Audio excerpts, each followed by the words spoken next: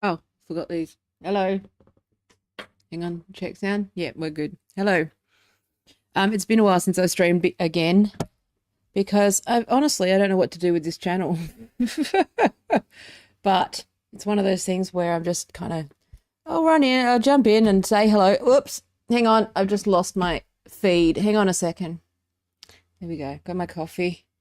See, the thing is, I got to be very careful about where I put things because I'm extremely clumsy.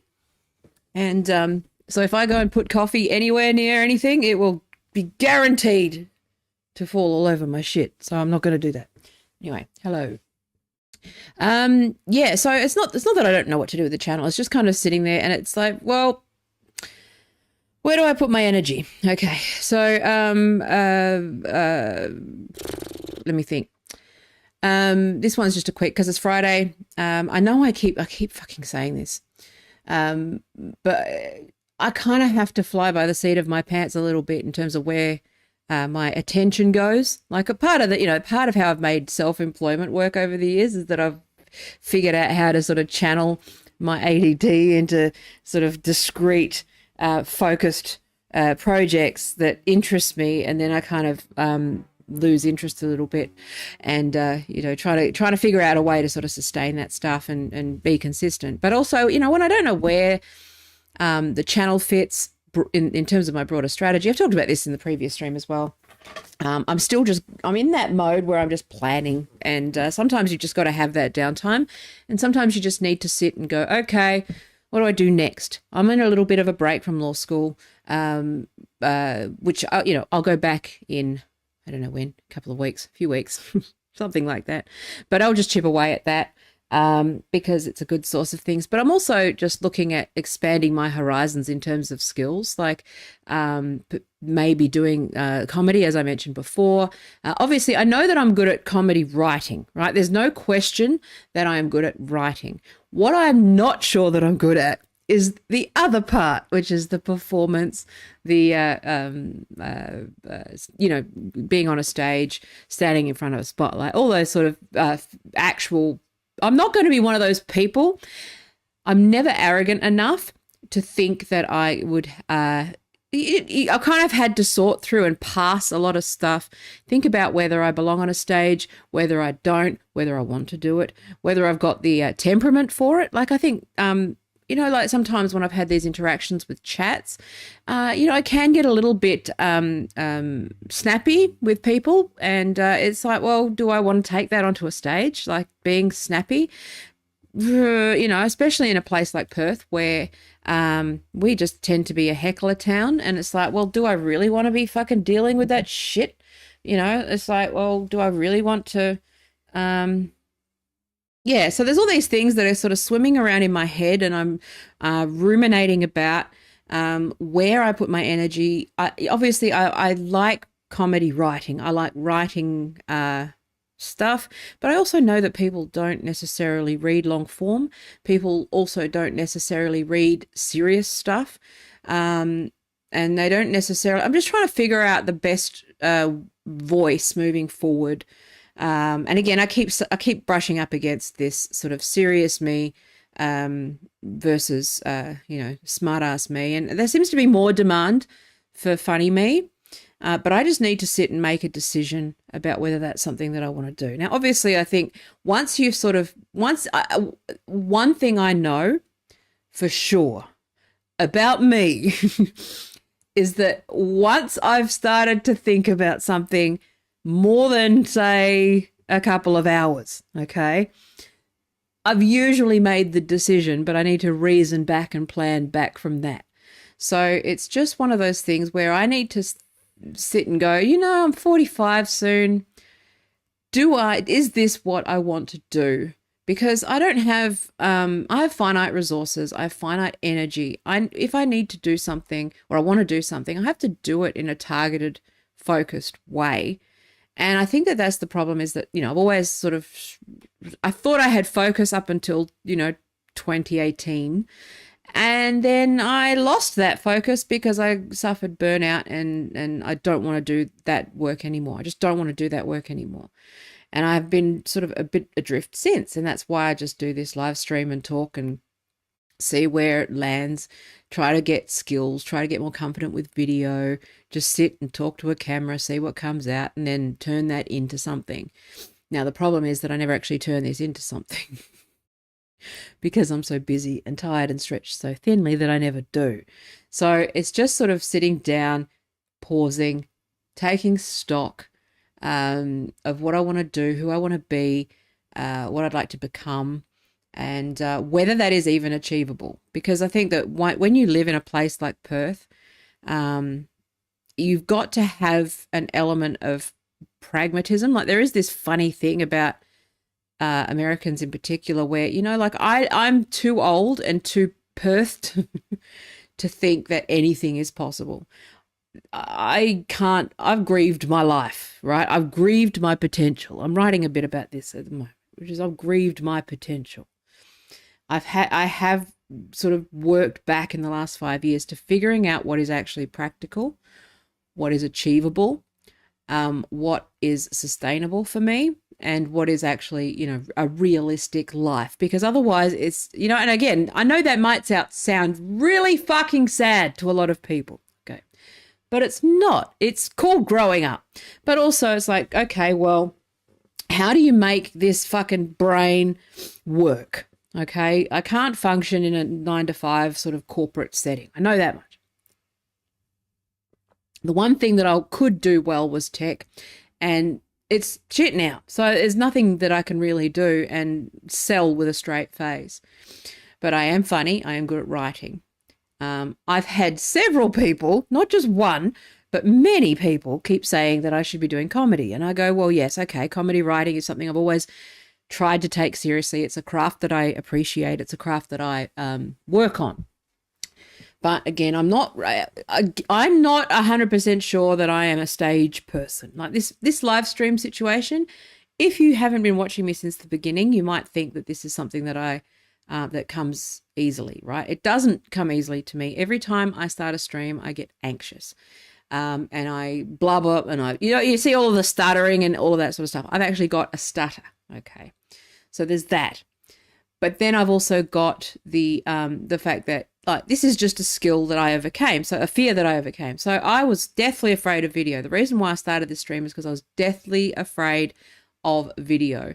I realized some years ago that people were not reading long form the way they used to. I was comedy writing years ago. Okay. I used to write various things, all sorts of things. And I still do. I still have notebooks upon notebooks upon notebooks of jokes. Okay. And long form essays and all that sort of stuff. Language and wordplay and those sorts of things are my jam. Just never thought that I just never really thought that it was something that I was ever going to do, because I knew that what I would need to do was get on a stage or get in front of a camera or somehow move away from this town in a way that I can't do, because I'm divorced and I have kids and I've got to, there's, again, the practical stuff always takes over the dreams, right? I think that dreams are a luxury for, they're a luxury good, right? It's not really, I know that sounds sad, but it is actually true. Once you get to a certain age, if you haven't achieved certain things, you do need to think very seriously about what the rest of your life looks like and whether you want to be that person who is still hoping they're going to make it when they're in their 40s. Now, do some people do that? Sure. Okay. Do some people, win the lottery? Sure. Does it mean I'm going to go buy lotto tickets? No.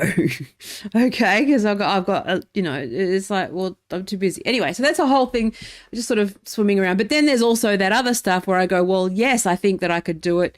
Yes, I think I'm good at it. Yes, I think it's something that I could do okay and well. If I dedicate the time, generally I'm somebody who I'm very lucky that if I generate enough time and focus and energy and spurg out over it for a year or so, I end up doing it well. I don't do things by halves, okay? But when you're thinking about something like comedy or going in all in on that, and it's something that it's not new. It's not like I've suddenly gone, oh, comedy. It's like 20 years I've been wanting to go and take that leap. It's not a mystery. I've been saying that I wanted to do Raw every year that Raw came up since the beginning. But again, it's just something where it's like, well, is this a realistic, audacious goal? Is it achievable? Is the goal achievable? I'm on the fence about that. Okay. Is that an achievable goal from where I sit right now as a 45-year-old woman in Perth, Western Australia, where, it's not necessarily difficult to stand out here, but, what's the next steps? Like, I need to have a plan and I need to have goals, and you need to be able to, I need to have a destination. You can't just do things aimlessly. That's a luxury for the young. Okay. And again, maybe I'm just too pragmatic for my own good, which is, but then I also sit there and I go, okay, well, is this just my family talking? What do you think? You think you're good? You think you're better than us? What do you think you're going to be being famous? What do you think you're going to do this? Why do you need to be on the stage? Why can't you? That internal talk, okay, is there as well. And I have to sit there and I have to pass that and think about that and go, okay, I don't know what the answer is at the moment. That's why I haven't really streamed, because I don't know. It takes some time for me to sort through where my feelings are coming from, what source, and whether I should listen to them or not. So sometimes when I've got an instinct or there's something that I want to do, and I've got this voice that's an instinct that's like, no, don't do that. Okay. Even if you want it, stop fucking whatever. Okay. I have to figure out whether that, and if you grew up like me with like nobody supporting you or anything like that, or, generally negative feedback, around you, and you are someone who's had to learn to self-validate. Okay. So I've learned over the years that I have to concentrate and focus on my own, I can't really look to anyone else. I mean, Paul, of course, and, a handful of other people over the years, but for the most part, I've had to learn to trust my own instincts and not rely on the feedback of others, because, that hasn't necessarily been accurate. It's been weighted heavily negative. Okay. So I grew up in an extremely abusive and toxic sort of setup. So it's not really, I don't have anyone that I can go, you know what? I never had anyone telling me that I could do anything or be anything.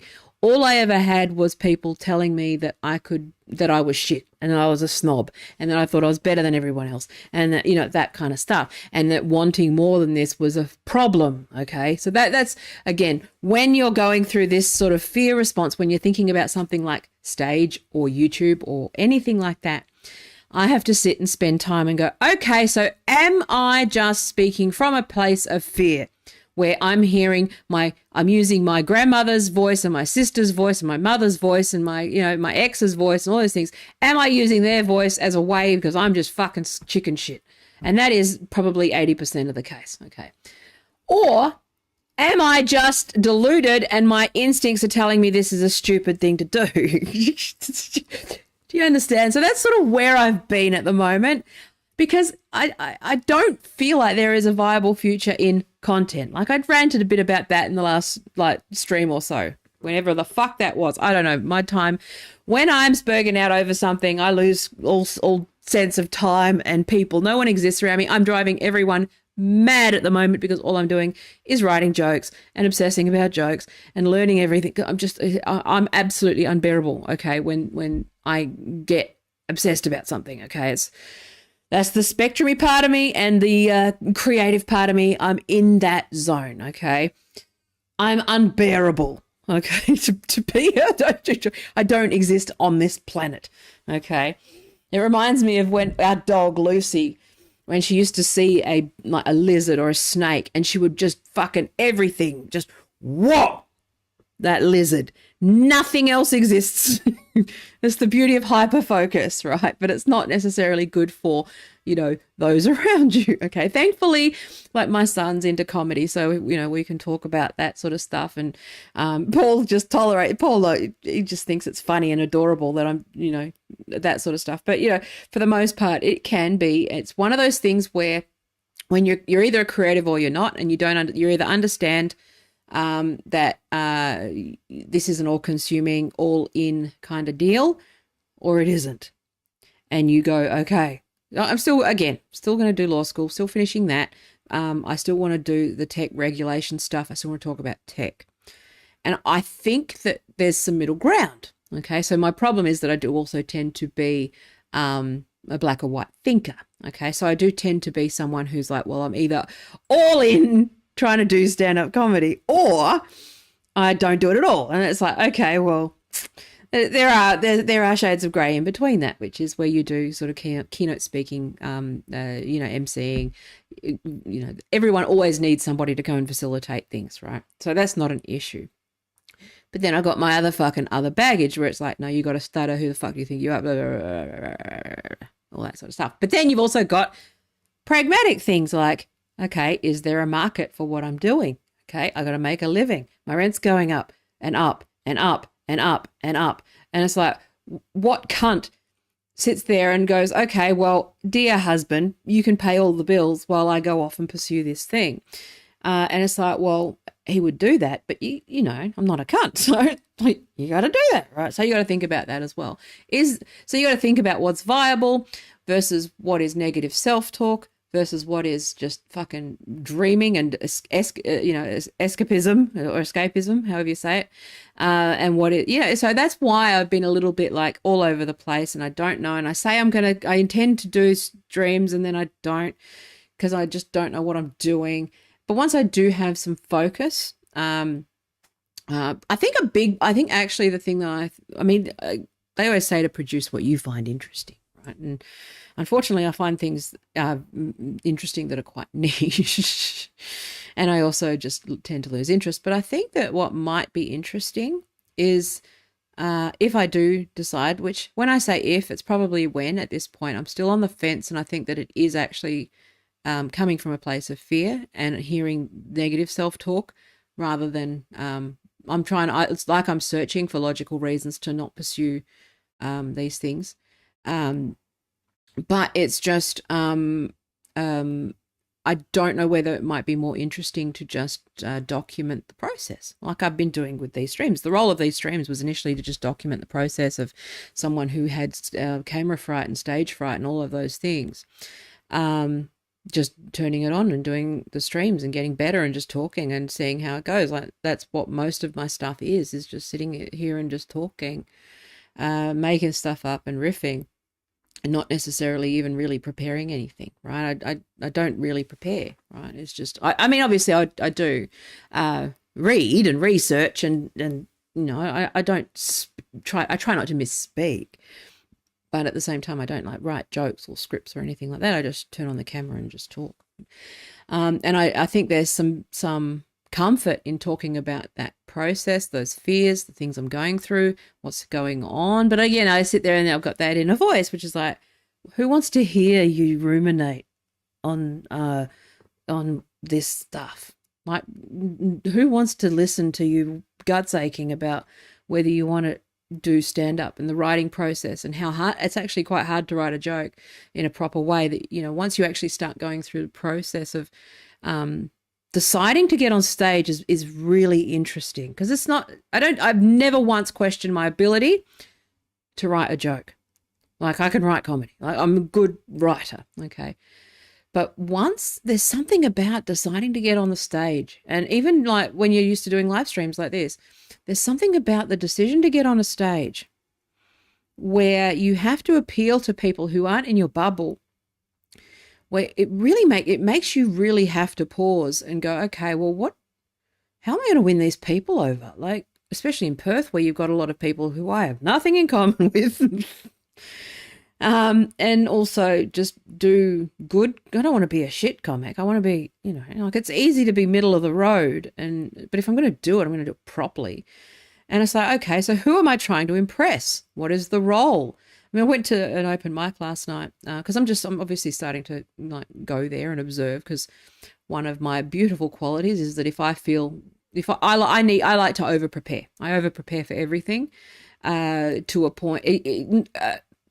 Not where it matters, but in certain areas where I feel there's a lack of control, I will try to control every part of that to make myself feel better. Okay, so I've talked about this before, like even with family shit, or with like with my grandma's brain cancer and stuff like that, where it's like, well, that was horrible and scary, and I was upset and horrible, and it's like a form of dissociation. What will happen is when I'm feeling afraid or worried or whatever, I'll go and research that thing and know everything about that thing. It gives me comfort to learn everything I can about that, and that's it's obviously manifesting in my decision to definitely way overanalyze getting on stage. Right, but in the end, you end up, if you overanalyze it, you end up more prepared. Okay, so it's one of those things where once I know the rules, and once I know what I'm doing, and once I understand once I practice a few times, like I will definitely, this is what a weirdo I am, I will definitely have a spotlight and I've got an amp and a mic and all those things, because obviously, I've got that gear. I will definitely sit there and practice with a light shone in my face. I will simulate, like I'll just simulate the situation and practice and practice and practice and practice. Because obviously that's what will happen. But knowing that about myself, I have to go, okay, well, am I going to subject my family to this bullshit? Is it worth doing it? Am I marketable? Does anyone want to hear what I've got to say? Or does anyone want to read my shit? Does anyone, like, I'm not afraid of bombing. I don't give a fuck. I don't give a fuck what anyone thinks of me. You should see that I just turn up to this. I don't give a fuck what you think. Well, there's quite a few people watching today. I thought there was no one. Hello. But it was, it's just funny because I'm going through, you kind of get an insight into that inner chatter that's going on right now, where I have enough people telling me that I should do it. Every time I say that I'd like to do it, everyone's like, definitely do that. That's you, 100%. I'll be there. I'll buy tickets. And I go, okay, well, how many times do people need to say that before you get off your fucking ass and do it. But then I sit there and I go, well, no, I don't want to be an open mic comedian. I don't want to be those. I want to be a 10 years in person. And I know that you only get there by doing it. And I go, oh, fucking hell. Do I want to go through that? Do I want to subject myself to that torture? Also, I've stopped being a night owl. I used to be a night owl, and now I turn into a pumpkin after 7 p.m. And I go, okay, so is that realistic? Is it a realistic idea that, I mean, are there any like 6 a.m. open mics? I don't think so. Could start one. Do breakfast shit, but whatever. But, again, I'll just create what I want to do. I'm good at I'm not someone who just sits around and waits for people to do stuff for me. I will just figure out, once I know what I want to do, I'll figure out the way forward to do that. A lot of it has been that I'm just directionless and I don't know what to do without the internet.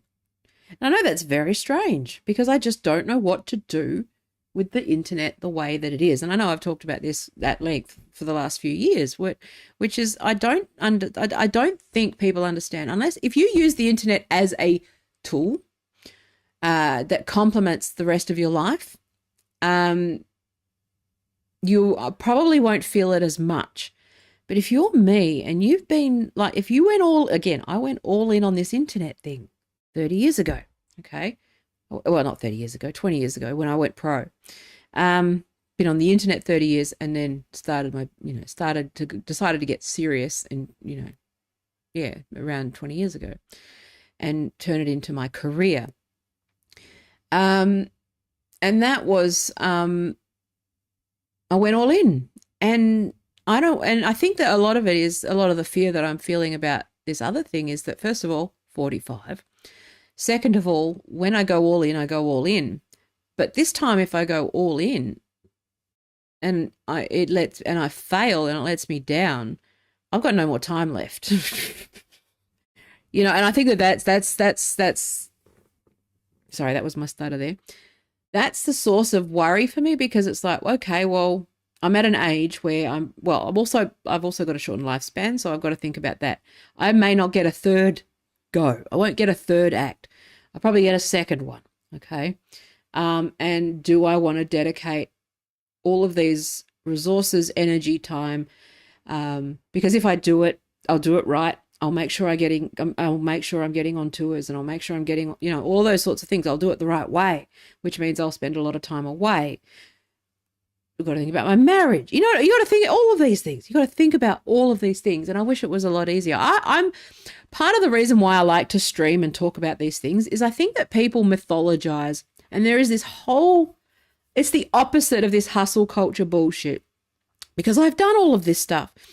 I bought the Kool-Aid with this hustle culture where you just, sit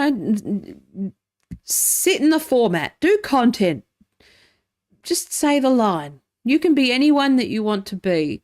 Do anything that you want to do. You just need a plan.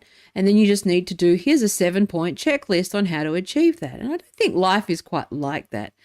And I honestly thought that I'd cracked the formula with the internet, and people used to pay me quite a bit of money to do that, right? But now it's shit. Can't do anything. It's like, it is absolutely, if you cannot be an ethical operator and have, or not be deeply concerned about everything that you've ever made being scraped by AI without compensation. If you understand the internet and social to the extent that I do, I think you'll see that it's probably a lost cause, unless you're in the business of content, which is different to an art form, which I've talked about before. But it's just, it's been interesting because I'm just going through this room. You can see why I'm like unbearable to live with at the moment, but also like not really live stream ready, because I'm sitting here just like these obsessive thoughts, and trying to figure it out and trying to figure out what I want to do, what I want to be, all of those things. And I know that I'm being pushed, I'm being nudged by everyone to pursue comedy full time. Because I can't do hobbies. I have this tendency to have hobbies turn into businesses and turn into my full-time thing. And I think that that's just a temperament, that's just a character thing that I've got, where I don't dabble in things. I go all in. I'm like that with everything.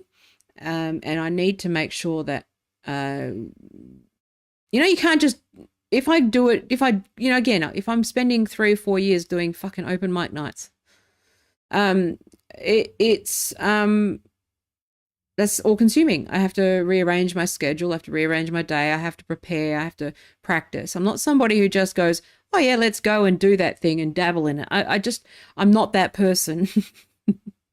I wish I was. It's what makes me fucking crazy. But, and that's where I'm sort of thinking. But anyway, I thought that maybe there might be some interest in storytelling, some of this, especially around TikTok, where I just maybe talk about what it would be like to, like, the sort of behind the scenes stuff around the decision to become a fucking female professional comedian at 45, and all that entails, and also just some of the process behind that, because you got a lot of these fucking podcast guys who are just like, just get on stage and like everyone, you are the center of the universe and everyone around you will just suffer the consequences, and because you're a man and you got this confidence and you haven't got any of this internal monologue like I've got, where it's like, well, you got to be you already know you've got to be twice as funny. You already know you got to work twice as hard. Because I tend to err on the side of intellectual, I've got to like universalize my material more in order to do open mics. I've noticed from the ones that I've seen and been to that I don't have a built-in audience there, which again, that's just a skill that you practice, or it's about the material. But at the same time, it's like, well, you got to be able to appeal to a general audience, and a Perth general audience is generally not my people. It's why I struggle in this town. And so that's actually been a really interesting part of the process for me, is like, I've got hundreds of jokes, trying to find, 6 to 9 jokes or bits that that I can pull together that will appeal to a level that's not really my style. It's a tricky thing to do, because you've got to do your time. You've got to appeal to a general audience, but also show something unique, but also not bomb every night because you're too fucking up in your head.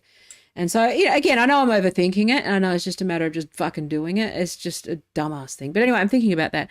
I'm wondering whether there is value in that. But this channel will probably pivot. So my live streams will probably pivot more to this type of content, mostly because people really don't give a shit about tech. Obviously, tech jokes and tech material and commentary on AI, and it's getting ridiculous and it's imploding on itself, and it's funny. Like, watching this stuff shit the bed is hilarious. So there will be, obviously, there's a lot of material in it, but it's just a matter of like where my focus is, whether I do sort of just a few different series where I talk about, again, I just don't know why there's too many incongruent fucking disciplines, which is like, obviously, I've got a degree in politics and I'm doing law school, and because, obviously quite qualified in that area, but people aren't interested and people find that shit boring. But that's, being specific, but it's very hard when you are going for laughs for people to take you seriously in that regard. And it's like, well, do I want to be taken seriously? Do I want to be laughed at? Which one do I want? Because they're not necessarily compatible, right? Do I want to do content or do I want to do art? These things are in conflict with each other. But yeah, so that's just sort of where my head is at. But I'm thinking that maybe just working out loud a bit, because I don't want to work out loud with material either, because obviously I don't want to do that. So I was thinking that maybe talking a little more about the process that I'm going through. I don't know whether that's interesting. I think it's interesting. It's interesting to me. I'd watch that shit. But again, I'm obsessive. So I'm someone who's like, I'm like, yeah, but it's definitely something that I'm thinking of trying anyway. So, because again, I've accumulated these skills doing streams. I don't want to do live streams because, again, I don't want to do the super online thing. If anything, I feel like I've just finished the internet and I'm ready to go back to the real world and report back now on everything that I've read. It's like present a book report in an open mic about what the internet is, and it's not worth it and it's just a waste of time. Stop arguing. It's pointless. And I know that a lot of people already see the internet as kind of a tool to achieve their general goals. But when your goal was the internet and to do work there, and that was your medium and your art form, you kind of feel like you're losing a limb a little bit, right? I mean, Twitter's fucking dead. Again, we'll hang in there, but I don't think it's going well, and its owner is getting more and more unhinged, and just I don't know. I don't know how I feel about it, but I haven't. But you can't capture the. There's no other platform that captures the magic that was Twitter, and again, you just have to let that go. Maybe I need to grieve my life in that regard as well, where I go, well, I need to grieve the potential that was Twitter, grieve my own potential, but also grieve the potential and the hopes and dreams that we had, and just accept things and see things as they are, and figure out whether it is worth continuing or whether it isn't. I personally like the medium and the format, but no one's fucking seeing it. So, well, what's the point? It's just I like the format, and there's a few people that I like reading on there still, and they haven't moved, so I'm on there. Yeah, it's and like Threads and Instagram is just fucking tumbleweeds and bots at this point. I don't know. It might change. But it's just a matter of figuring stuff out, right? But also what my interest area is. Like, again, still ticking away at law school. I found I had to withdraw this trimester because of the my objection to the AI thing. I'm sort of working through that process, but at the same time, if they're going to behave this way, then I have to be willing to walk and go to another university or something else and try something else. So that's just sort of ticking along in the background. And law schools are great because the process of studying law is the same as doing comedy, because you end up having to have a precision of communication, thought. You need to be precise. You need to reason in the way that your brain. It's not a coincidence that a lot of lawyers end up being comics, and because a lot of comics are lawyers, because there is a precision in thinking and the reasoning process that makes those two skill sets quite complementary to each other, right? And you have to learn to see the world in a different way to the rest of the world, right? And just read, all the crazy ends up in the courts. So it's always a good source. Like, legal theory is a good source of good jokes, unless you're in a room with people who are tradies and stuff, who I don't relate to. So it's like, oh fuck, okay, I got to find jokes that are not my style. So it's tricky. It's tricky. But yeah, again, it's not so much the decision. I think being honest about the stakes when you decide to do this stuff, I think it's actually really important to do, and be honest and talk about this stuff, because I don't think it is. I think a lot of people sit there and go, well, you should just do that. Like someone said, oh, you should write a book. Yeah, I know. I should, shouldn't I? How am I going to do that? Like I said, I'm going to take a year off and do nothing else and write it, and then self-publish it, where it might be scraped by AI and won't even be bought. Like 2 people are going to buy it. How am I going to do that? Come on then. It's one thing to tell people they should do something, and another thing altogether to support them and put money down. And thank you to my patrons. Become a patron. Thank you to my patrons who do that, right? I appreciate that very much. But it's not as straightforward as just do the thing and decide to do the thing. Fucking, that's America brain, if ever there was, which is just, you can do anything and be anything. You can just make it so. It's like, well, no, we live in a world where you can't just make anything, that you can't just do what you want. That is the big lie. The big lie is that you can do what you want so long as you are a good person and you work hard and you do the right thing. There are structural limitations. There are structural reasons why you can't do things that you want to do. Like for me, being a full-time artist, okay, whatever that means, writing any, creation, comedy, anything like that, okay, that requires me to be selfish on some level with my kids and my husband and my family, because these things don't make a lot of money. It's not like anyone's sitting and putting money down and going, yeah, here you go, I'm going to, I don't have an Engels. You can just, I believe in you, do what you got to do. It's like, yes, Patreon is useful, but it's not paying anything. And it's like, I appreciate it. Doesn't mean I don't appreciate it, but at the same time, you got to make decisions. You can't just the part of being an adult is understanding that you're not the center of the universe, and understanding that you affect other people, and having some empathy around that. And just because, and also not just running to your dreams just because people go, oh, well, you should do that and you should do that. It's like, yeah, but are they going to be there and buy tickets or put money down or actually act when you need their help? And it's like, well, I'm not sure that that's the case. People say a lot of things, okay? People say a lot of stuff, but very few people actually will back you and put money down and when it matters, right? And so that's called being an adult, is understanding that the way that your decisions and your behavior and your conduct, especially if you've got children and a spouse and all that sort of stuff, nobody wants to be a fucking 50-year-old dude who still thinks he's going to be a rock star and he is gigging like 5 nights a week and neglecting his family. No one wants to be that guy. It doesn't mean you have to give up music or anything like that, or you can't jam or whatever, or have a regular weekly gig or whatever. I'm not saying that. I'm saying that no one wants to be that deluded person who hasn't taken the hint that that people aren't buying what they're fucking selling or saying, right? And obviously my live streams, there's quite a few people on this one, actually. I don't know where they're coming from, maybe LinkedIn, I can't see. But anyway,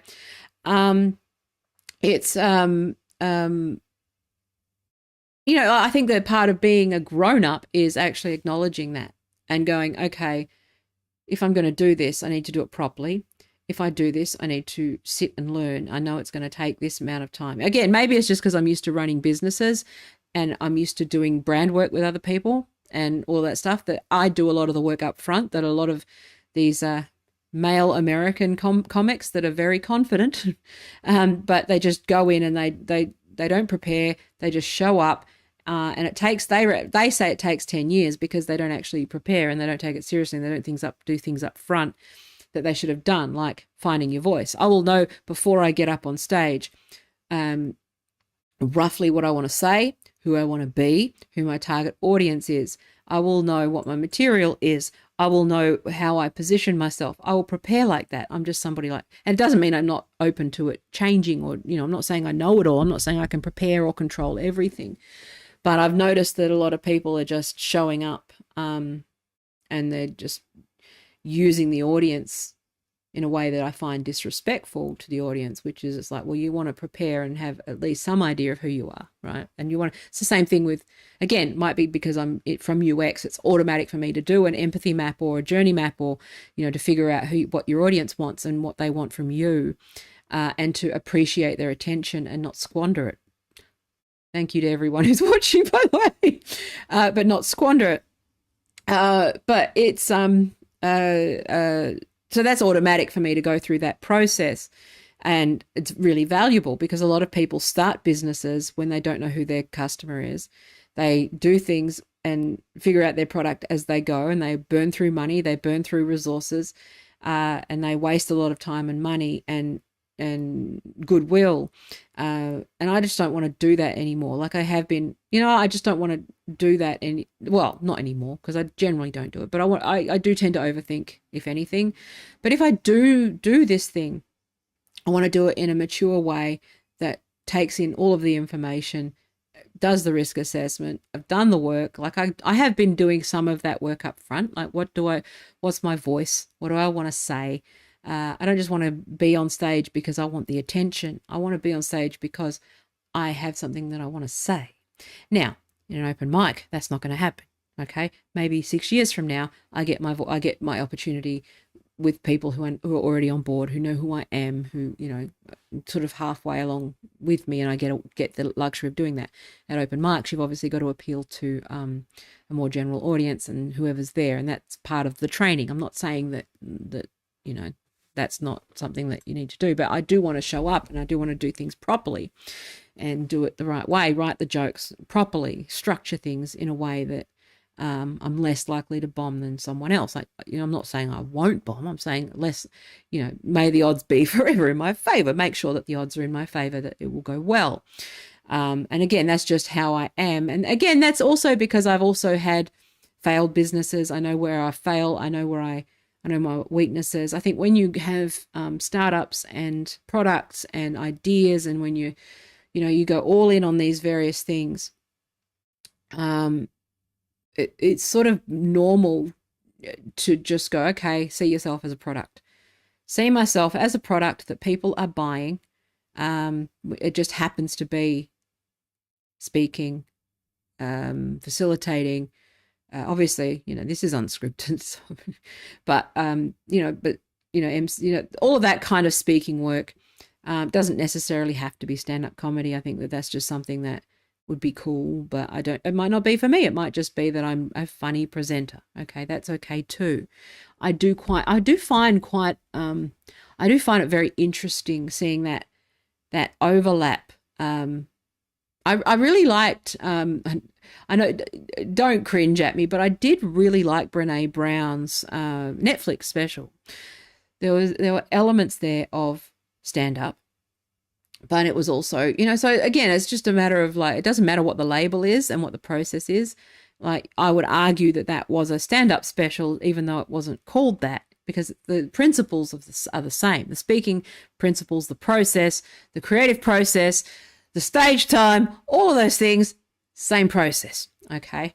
At the end of the day, it's just that you are trying to move people a bit more, and you get a bit more leeway in terms of the laughs per minute. You want those little tweaks and those little reactions per minute. It might be a sadness or a profound moment rather than laughs, but it's an emotional response per minute. You want that hormone firing, right? You want those things firing. It's the same thing. So the pacing and those things are all important. But yeah, so anyway, you can understand why I might be a little absent and why I might be sort of ruminating. Let me know if you are interested in me doing sort of a daily, every few days thing on this process, what I'm going through, what I'm thinking, the decision to do it, sort of, make myself a bit of a weird ass reality show. I'm just not good at that. I'm not really a selfie person or a person who I'm not really that person. But if people are interested in the content, I like the ideas. I'm interested in capturing it because I think it's also something that's good to keep and document. Because one thing that I do like about this YouTube channel, for example, is that I can go back and see my progress, right? You can see progress, not just technically, but in terms of you can see an evolution happen there. Obviously, I don't consider myself a natural performer, but at the same time, you do see that process happening there where I kind of figured it out and work it out and grapple with, mostly just grappling with fucking lights. Fucking tech failing and all of that sort of stuff, and sound being bad, and peeking out the microphone and clipping and all of that sort of stuff, talking shit and rambling for fucking hours on end like I have this morning. I'm gonna go in 10 minutes. But it's just I find more, for me, the behind the scenes stuff quite interesting when it comes to this stuff, because I want people to feel like I want people to feel like if I can decide to do stuff, if I can do it and I talk about it, I hope that if I share it and put stuff out there, this is something that I've done since the beginning on the internet, which is if I talk about my shit, there will be people who relate to it and who will feel empowered by what I've said. That's always been something that I've been good at, which is communicating other people's feelings in a way that they haven't been able to articulate. And so talking about the fear of doing stand-up or thinking about it, that's right, I was saying about my frustration with a lot of these sort of comedy bros, right, which is that they act like there's just something innately male about it, male privilege. Like, you just see it. Okay. And that's not to, they just go, oh, just get up on stage. Okay. Well, how do you get up on stage when you're a woman who's internalized sexism her whole life and just knows that there's all it takes is one abusive fuckwit to throw, and you know that there's going to be one. I've seen this a few times where I've watched the energy shift in a room when a woman walks on stage. I've seen them just groan and start. Okay. Over and over and over again. Right. I've seen support acts for, like there was a support act for Doug Stanhope when he was here, and she was heckled mercilessly, and it was just like, and it was because she's a woman. And it's like, well, okay, so that's something that I've got to overcome. Okay, well, how do I do that in a way that's funny and not actually fucking makes me mad all the time like it does on the chat? Pisses me off. I'm sick of it. I fucking hate it. I'm sick of that shit. Fellas, sort your shit out. Okay, so there's that. Okay, but then you've got the whole, there's all of these things, right, where I have that internal fucking chatter that these guys don't have, because they grew up obviously with people who thought they could be something. Or, again, I'm oversimplifying. Obviously, a lot of comics struggle with this stuff too. Like even professional, seasoned, experienced ones doubt themselves and live in that torture zone of fucking self-loathing, right? But how do I do it in a healthy way? How do I do comedy without like drinking? And because I can't drink alcohol, I can't have that. How do I do it without knowing who I am and knowing that I have a bit of a control freak quality to me, then make life unbearable for anyone around me when I'm pitching a fit? And it's like, okay, well, that's a fucking thing. What do? I made a drummer cry. I was in a band. I made a drummer fucking cry because he kept being off beat, and I fucking lost my shit. I mean, that was high school, but still, that's in me. Do I have the temperament for it? I don't want to be that person. I don't want to be that person with a fucking out of control diva thing, and I know that's in me. And you go, okay, am I that person? You see how it's like, again, I know I'm overthinking this to the nth degree. I know it sounds fucking insane, but this is how my head works. And I think, but again, these guys just show up and go, oh, well, I just happen to be mates with the right people at the right time, and you should just get on stage. Don't prepare. Just say what you're thinking. What you should do is just make fun of trans people at an open mic night, and come what may. Let's just get the lazy laughs. Let's just talk about pedophiles and fucking, let's just do that. Let's just do the lazy thing, because I'm a man and I don't need to try that hard, because I know things will be okay. I don't live in that world, okay? I live in a town of people who don't understand me, where I'm already going to lose them the second I start talking about fucking 90% of my shit. Okay, I live in a town of like, God bless them, but, a town of like not terribly clever people, okay? Good people, but not terribly, And it's like the kind of audience that shows up to these things tend to heckle. They tend to be drunk men, or these like, property manager women, okay, who remind me of my sister. So I got to deal with my shit with my sister, so I don't fucking pile onto this poor woman, okay, and deflect all of my project all my shit onto my sister, about my sister onto them. You get what I'm saying? Like, it's like you actually got to think about these things. It's funny. It's really, again, there is a neurotic component to it. Like, I do have my neuroses, right? And I know I overthink it, and I know I'll be fine.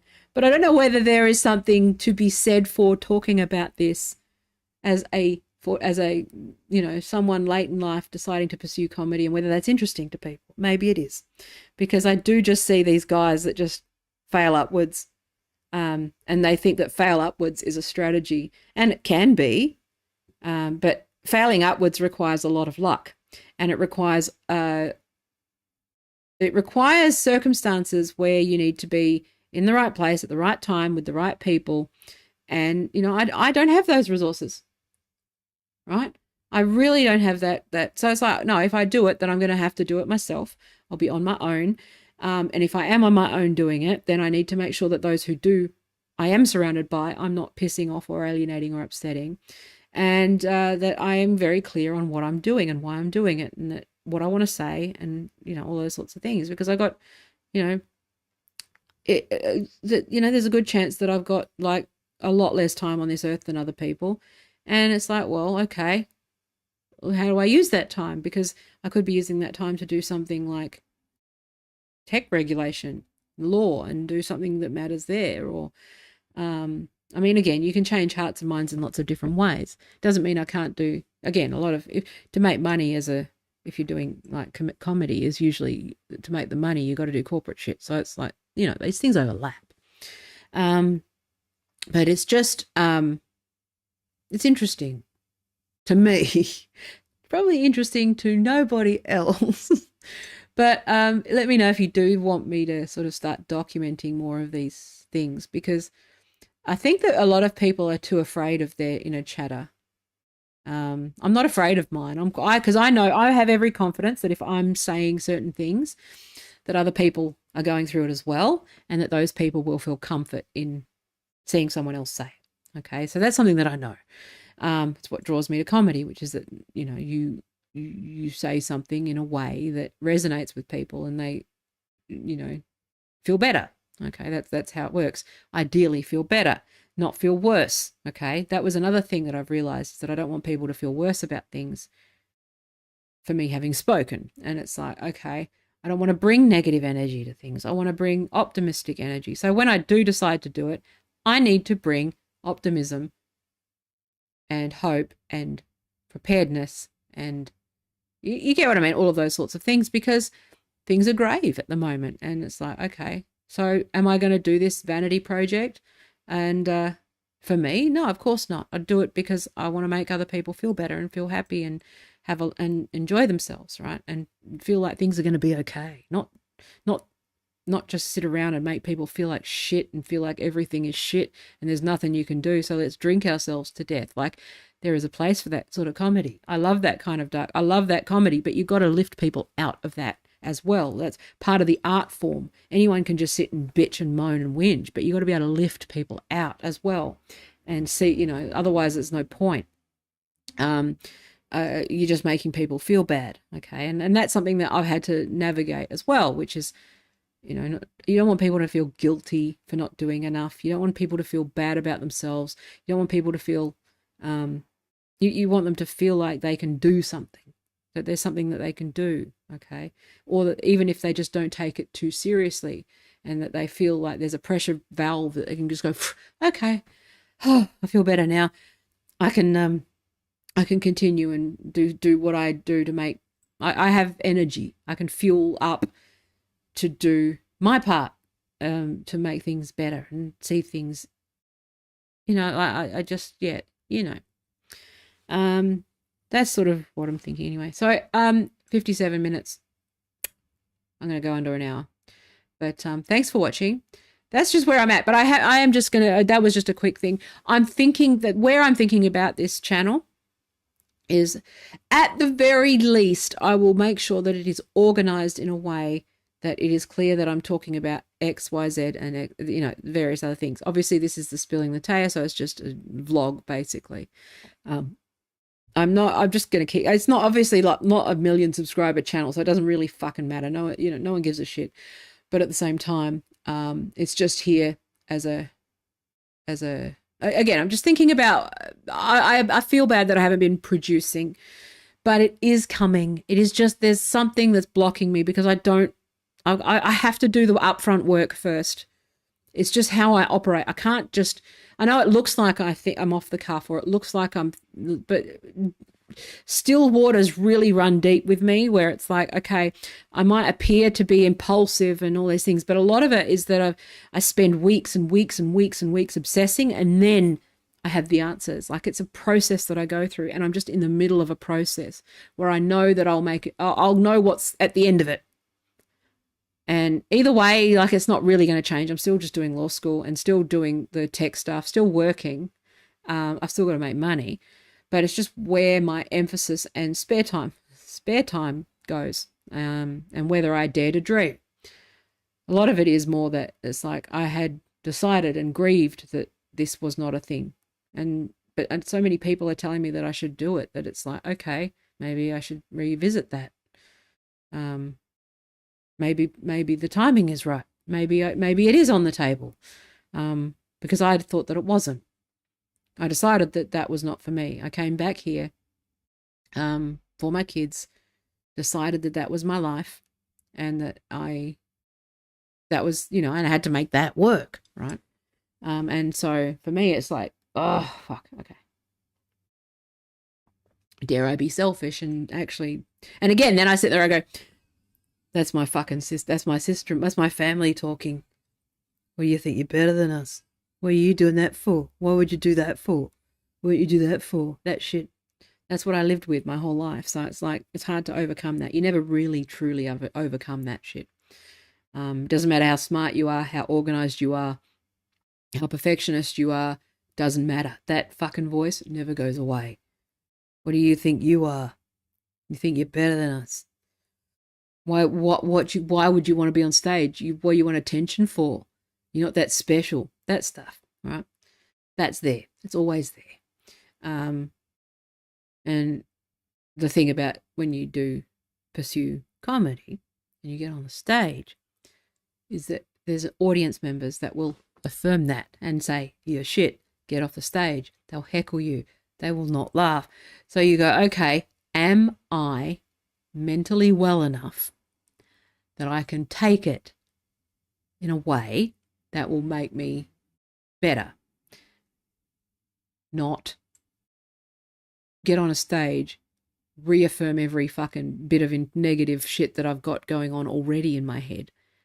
Have the audience prove that chatter correct. And then make life miserable for everybody around me for nothing. And I think and then die of pancreatic cancer at 60. That's not my story, I hope. It might be. But, it might well be that may well be my story, that I get pancreatic cancer in the next few years and I fucking die, okay? But I might not, and that's okay too. I might actually live a long life and do well. And I've just got to decide whether I like to, there's no certainty with that. We don't know, okay? But I just thought talking about that process from a female perspective, not from a podcast, bro, do what you want, fail upwards fucking shit that they do, and then rewrite it as if it's merit. Not that shit. But actually talking about this hard stuff, about just the decision to do a fucking open mic is insanely fucking stressful for me, because I've got to do all this upfront work that these fuckers don't have to do. Do you think that the 22-year-old fucking dude who shows up does any of this work? Fuck no. Their friends go, you're funny, you should do that. And they go, okay. And they get on stage. That's fucking male privilege for you. And youth, that's the stupidity of youth as well. That's like, I've got too much life experience to do something stupid like that. But it's just funny. It's like, well, it would be fun to talk about that from that perspective, because I think there is some, and also a lot of the women who talk about this type of thing, they're women who are already successful and they've kind of not documented it. So they're kind of, it's a hindsight thing. Where they're talking about how it was difficult. But a lot of them talk about how these were the good days when they were, they reminisce about this stuff. And it's like, well, maybe documenting it is actually really cool because you get to see it for what it actually really is. Not that I really want to make myself a reality show. But, I think talking about, I personally think that there is some interesting content in that. I don't know whether that is narcissistic to think that it would be me that tells it, but I think it might be. Because I'm in a market. It's not like I'm sitting in LA where I can just suddenly decide to do open mics and go, oh, okay, I'm just going to do that now. It's like, no, I've actually got quite a few hurdles ahead of me for it to even make more than a few dollars. You know what I mean? Like, it's like, no, I need to, there's a whole bunch of stuff that I can teach along the way and show along the way in terms of building, refining a personal brand. There's things I'm going to have to navigate. I'm going to have to think a lot of this through, but I also want to keep it classy and, obviously, because I don't want to be spilling my guts in every part of my journey either. So there's a balance there that I'm still working through. But anyway, I'm sorry for this stream. It is a little bit rambly. And it's part of the reason why I haven't really done it, because I don't really, you're catching me in a moment where I am just fixated. And it's what I do. But I should come out of that soon. A lot of it is that I'm compiling all my old material. I swear to God, it's like hundreds of jokes. Some of them great, some of them bad. Some of them are premises that I didn't think were good, but then I think about it and lean into it and I go, wow, that's actually turning into something really good. It's, but also it's bringing stuff to the surface. Like I thought that I'd be an edgier comic than I am. I don't think I'm that edgy. I actually think I prefer to be more of a smart sort of comic. And also when you watch edgy, I mean, if you're taking comedy seriously and listening to the advice of those who've come before you, you don't do edgy out of the gate anyway. You do stage time and you do safe comedy and you do comedy that has mass appeal in an open mic because you don't know who's going to be there, and you are focused on getting it right. You are not there. You burn your shittest material there. Most of my material is stuff that I will be saying, if I pursue this, I will be saying it on stage in 5 years, when people have bought tickets and people have come to see me and they know who I am. That's most of my material is for 5 years from now, which means I've got 5 years to work on it. But the skill of the open mic is separate to that. The skill of stage time, the skill of speaking, and, the process, the writing process. The writing I'm less worried about. Like, there's some comics who are just naturally funny and they struggle with writing. Writing is not my problem. Like, even last night, I sat there and I said to Paul, I was like, well, I could actually just sell my jokes to famous comedians instead. I could just write jokes and sell it without having to do the stage. That's always an option too. I could also talk about that. I could just write and sell my jokes to people. Stay working, like that is actually a viable business because I've got the networks and I could probably just sell my shit. To sell my shit to headliners and not have to do the stage. There's other parts of the comedy business that I could be involved in, right? I could, if I finish the Juris Doctor, I'd be an entertainment lawyer, manager, an agent, whatever. I could do that sort of shit. Good at those sorts of things. There's no real issue. I think that I'm either way, regardless, I am going to head into the scene. I love the industry. It is an industry I think is important. I think it is an industry that is important, but not in the ways that people are currently talking about, which is in terms of, I think that the Rogan bros and those people take themselves, I think they overestimate their importance because of the money that they pull in. The money isn't what makes you important. I think that as we head further into whatever the fuck is going on right now, we're going to see who the real comedians are and who the brave comedians are and who are not. And I think that's going to be very interesting because as content becomes more and more commodified and less viable, people become increasingly, and this is something that I've observed, people are sick of culture war shit. Trans shit, hack. Anything that Ricky Gervais and Dave Chappelle are doing, I know, shots fired, give me $70 million, please. Okay. No one cares what I've got to say about this, but this is just me reading the room, and this is as a comedy fan, okay? This is as somebody who watches everything. It's hack. These millionaire guys are doing hack comedy. It's not even clever.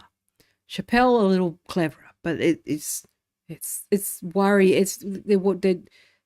They're doing hack shit, and it's very, very weird to watch them proclaim everyone is the greatest. I've been thinking. Actually, I'll talk. Maybe I'll do a second follow-up stream on this. What I've realized, what I've learned, what I've been thinking about, because I've gone over time again. But what I've realized is there's something that rubs me up the wrong way about these comics that are selling alcohol at this time. It's not to do with the fact that they're selling alcohol per se. Like, whatever, make money, do what you got to do. But all of them are selling spirits at this point. But the thing that's bothering me about it is that if you are a comedian in 2024, and we've got this sort of rising fascism over here, there's this entropy in the air, there's this energy in the air. I see alcohol as a competitor to good comedy. So if you understand why people drink and why people, again, especially like form addictions, right? It's because it sort of numbs their pain or provides a relaxation. And I sit there and I don't understand why they're hawking, like a comedian selling alcohol. It's like hawking for a shitty competitor, a lazy competitor, rather than doing good jokes. They're selling alcohol. It winds me up. Do you understand why I'm sitting there? And I'm like, no, your job, tell them a joke.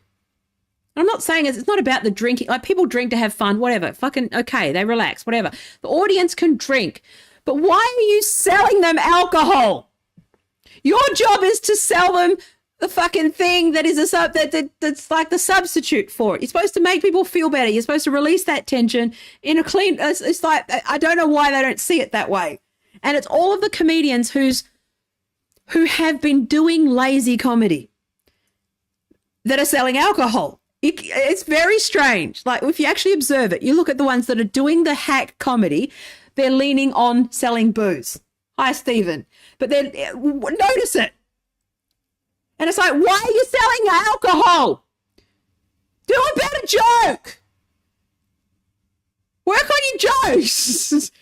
And then people won't, like, it's like, I understand, but when you understand why people drink, and maybe I have a different relationship with alcohol because my dad was an alcoholic, and I understand, I can't drink, so I have the gene. I first of all physically can't drink. Okay, so I don't have a stomach, so I physically, like, it makes me like very ill. Okay, but also, I have baggage around sort of alcohol, being a child of an alcoholic and stuff. And I just watched a funny, smart man drink himself to death. I've seen that happen. Okay, why, when you've got a gift for the alternative, are you selling the fucking booze? You get what I'm saying? Like, it should be a they're hawking for a competitor. Am I the only one that sees it that way? Maybe I am. But this is why I want to do comedy, because I see the role. I go, stop doing trans jokes and selling vodka. Do good jokes. And people will. And I know he's made millions. Ricky Gervais has made millions of dollars. What the fuck do I know about comedy? I just watch it, and like, I respect the craft, and I know what its job is. And that is my frustration. Why the fuck are you selling booze? Make people laugh again. That's your job, especially now, because the role of comics, when things are really shit, like all of the things, is to make people feel like they're not alone, to make people feel like things can get better. Sorry, I'm just staring at my vape off screen because I'm just staring at a thing off screen. But it's like the job of the comedian is to tear down the fucking very forces that are, like, right now. Why are you not taking those opportunities to do that?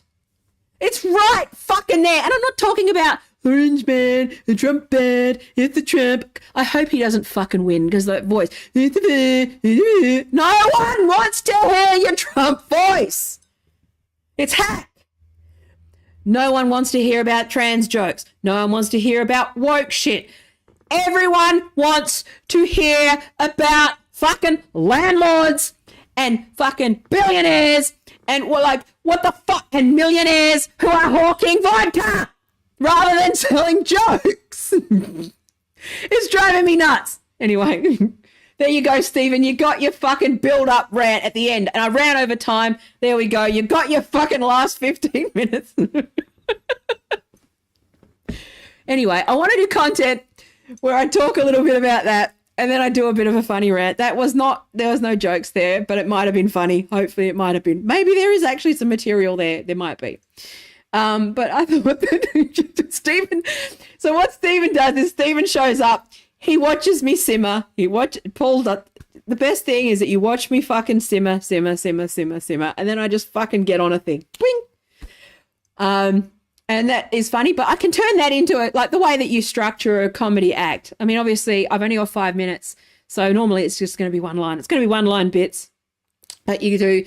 So you do your sort of jokes, funny, a little bit funnier, funniest, and then the big one. And then, you know, like you just sort of do that like, dun, dun, dun, dun, you know, and there's lots of different forms you do that. So you can little laugh, big laugh, bigger laugh, bigger laugh, bigger laugh. So there's a form to that, which I've got to refine. But like a big part of my charm is they're just sitting there going, starting with the stammer, everyone falling and dropping away, going, I don't know what the fuck. And then at the end, if you get rewarded, you get rewarded. I'm like an edging fucking thing. You just like edge with me, you'll get there in the end. It's worth it. You just got to sit there and get frustrated for a very long time first. Anyway, I'm going to go. But yeah, I think, I don't know. What do you think? Do you think I should do stand-up, Stephen? Maybe I should do stand-up fucking hanging the piss on these rich cunts that are fucking hawking vodka. It drives me up the wall. So what are you doing that for? It's like, oh, here you go. I'm not funny anymore. Have a drink instead. Do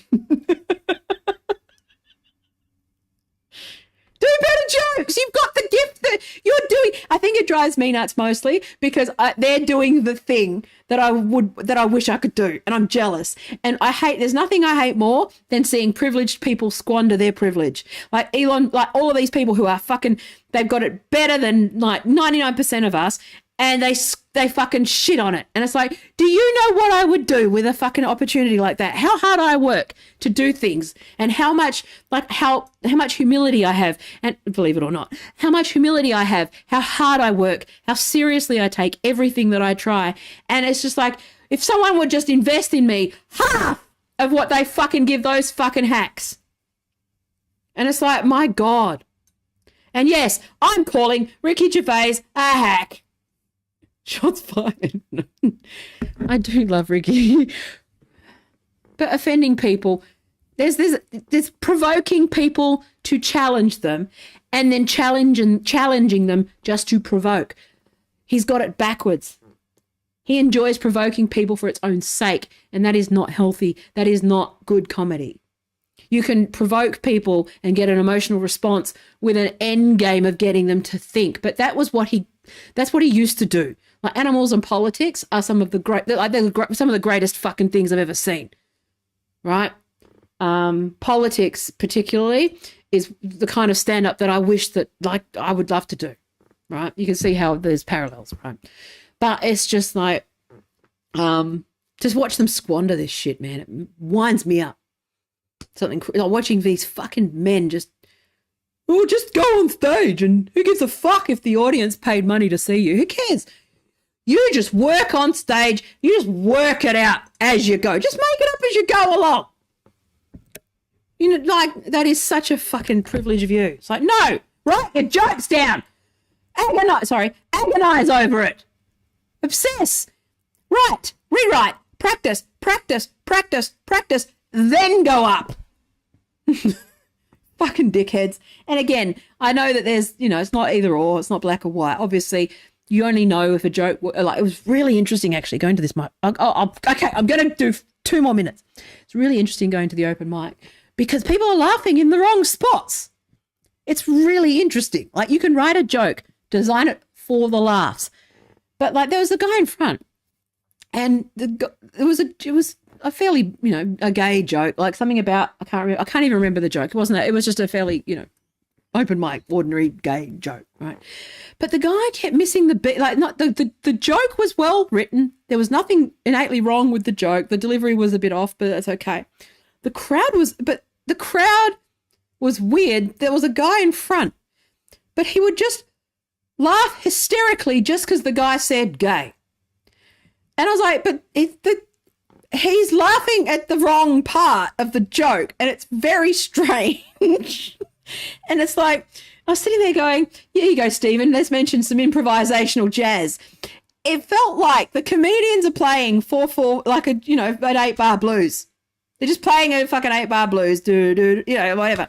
And this guy's off there just like deciding to play a fucking, he's the rhythm section, but he's in 18/8 fusion jazz, just going, yeah, I'm just going to laugh here at random. And I go, I don't understand what's happening. What is this fucking alchemy? Because he was like, not right. He was offbeat. He was not laughing at the right parts. And I find it's interesting. And it's fascinating to watch. And that's the part that you do where you riff on stage. But you've got to have some, it's fucking weird. But then also, like, there was a cohort of people in the crowd there who were colleagues and worked together, and they sell caravans. And I'm sitting there going, fuck, I have no idea. It's like, fuck, yeah. And it's okay. Okay, I'm going to have to prepare material that's a bit more sort of general stuff. Yeah. And so it has its value for that, right? Because like I said, 90% of my material I could sell to an established comedian and flip it. I just write, and I could. That's if I was in America. If I was in America and I lived in LA, I'd get to packets together and I would just sell my shit. And I could probably sell a bunch of my bits to, or my longer bits and stuff to established comedians. Most of my material is for an established comic. Okay. I need the skills from an open mic. So it's going to be interesting to see. But also because you'll see with my streams, I spend about 15 minutes, 20 minutes being like anxious even on stream. So when you've only got 5 minutes, I have to project confidence from the get-go, and I'm not good at that. So what I need to do is create a bit that harnesses some of my anxiety and works with it. Because I'm going to be anxious going that first minute of the 5 minutes. I'm going to be nervous. And so I need to have, a bit around it. I think doing stuff around my name, is probably the best part, because, I can just do a bit where I talk about, hating hearing my name called, roll call, childhood trauma. All right. And that sort of shit, and sort of lead into that. The general flow of that is, that I'm thinking. I've got a few different ones, but the general flow that I'm thinking of is, I hate hearing my name called, which I do. Like, one of the things that I with UK, when you're watching comics and they got their name behind them, I go, I could not imagine anything worse than having my name emblazoned in lights behind me. Like, that is a horrifying thing. But hearing my name announced instantly makes me freeze up. But that is also because of the anxiety around my name, because at school, like, I'd be sitting there waiting in the build-up to hear the teacher like mispronounce my name if they didn't know who I was, and then I'd have to have a conversation about how my name's pronounced, and then I'd feel weird and singled out in school. And so then that would dovetail into a bit about being weird, and then how I got on the internet, and then I read the internet, and now I'm here. Like, that's basically, like, that's too much for 5 minutes as it is, but that's the general flow that I'm sort of working with. But I don't know if you're interested in me talking a little bit about that. I will not do material. I will not do the whole bit, because you can't burn your bits unless I have my coffee and I drop it in my crotch. But you can't burn your bit. I haven't had a drink yet.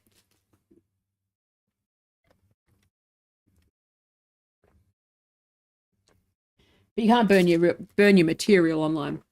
But that might be a way to do it, is to not work out loud, but document something different, which is to document my journey. I hate that fucking word. My weight loss journey. Here's my weight loss journey. Fucking arms. Now, don't tell you about that part. Don't tell you about the part where and that's the other part. When I got to go on stage and I'm all saggy and fucking, it's like, oh my God, it's going to compound and magnify every fucking issue. It's like, oh my God, I'm going to have to be seen from like non-controllable angles. It's fucking terrifying. And then it's like, well, I'm going to have plastic surgery within the year. As soon as I'm going to end up having a body lift. I know that for sure. I'll have my teeth done and my body lifted and all of those things before. It's like, it's like, okay, if I'm going to do that, that's happening.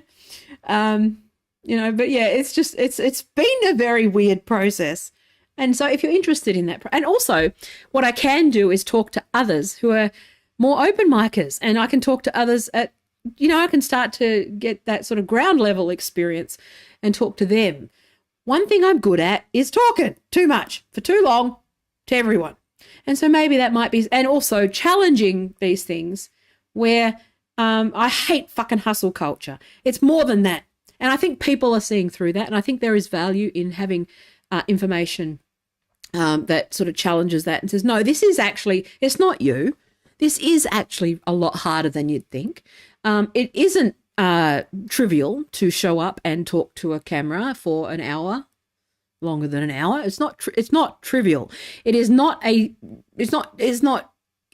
it's not easy to get on stage, but maybe you can still do it. And maybe if I give you some insight into this fucking fear and obsession and fucking all of that sort of stuff, you might feel like, well, I'm less afraid than her and I'm less neurotic than her. Maybe I could give it a go. And that would be cool. So that's how I like to just be the change I want to see. I am particularly neurotic. Okay. No shit. I'm particularly neurotic. I do have a lot of talent, but I have I don't see it as talent. I see it as building skills. And I'm not up myself in any way. I don't crave a stage. I don't need a stage. I enjoy the streaming. I like having this conversation, but it doesn't need to happen. I don't need a crowd. I just tend to attract them. And if you tend to attract crowds, then that maybe feels like maybe that's something that people want. Like people keep asking me to do this stuff. And they're like, I'm so there. Do it. And I'm like, okay, well, how many times can I talk myself out of this before I go, shut the fuck up, Taya? You should do it. So I'm just going to try and do it. Anyway, that's what I'm thinking about. So I think I've made the decision. I'm just ruminating now. But anyway, I'm still going to have my job. You don't fucking call yourself a comedian, like straight up. It's like, I'm not. I'm fucking, on Twitter it says fertilizer supplier. And on Facebook it's like telephone sanitizer. But yeah, I don't know. Yeah. Again, I'm not obviously going to go, I'm doing comedy now and drop everything. I'm not an idiot. I do law school. I'm still going to do stuff, but I'm orienting towards the funny rather than the serious. And I think that that's really important. Doesn't mean I can't be serious. Like, I even got a high distinction for I wrote a funny essay for uni for my constitutional law and I got a fucking 98. They love the humor. Like, it's just the natural thing that I've got is the ability to make people laugh. So maybe if I refine that a little bit, maybe I'm just full of shit. Maybe I should be doing it. So anyway, there's fucking quite a few people watching today. That's crazy. Anyway, I'm going to go. I love you. I have to piss. Even though I didn't drink much, I still have to piss.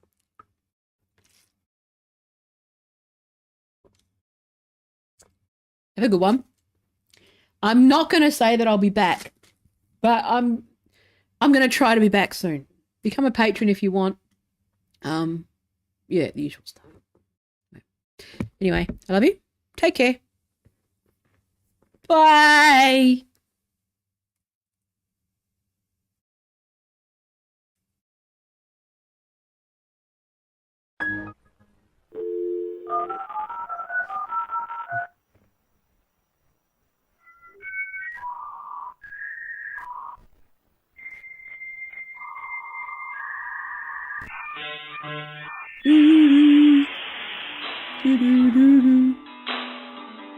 Oh, that was a disaster. It's all right. We'll get there.